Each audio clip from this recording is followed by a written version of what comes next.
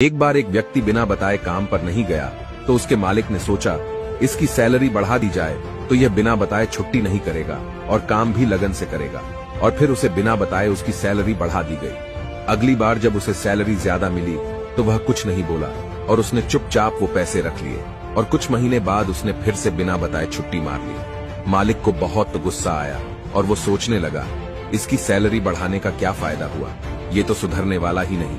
और फिर से उसकी सैलरी कम कर दी गई। फिर जब वह काम पर वापस आया तो उसे वही सैलरी दी गई जो उसे पहले मिलती थी।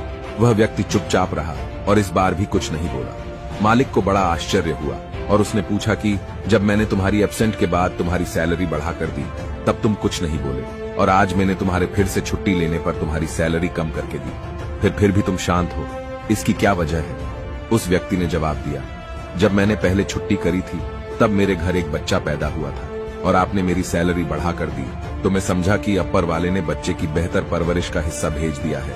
और जब मैंने दूसरी बार छुट्टी ली तो मेरी माँ का निधन हो गया था। उसके बाद आपने मेरी सैलरी कम कर दी तो मैंने मान लिया कि मेरी माँ अपने हिस्से का अपने साथ लेकर चली गई। अब मैं उस पैसे की भला चिंता क्यों करूं जिसका हिसाब भगवान ने खुद कर रखा है। और हाँ, ऐसे ही वैल्यूएबल वीडियो के लिए हमें फॉलो भी कर ले।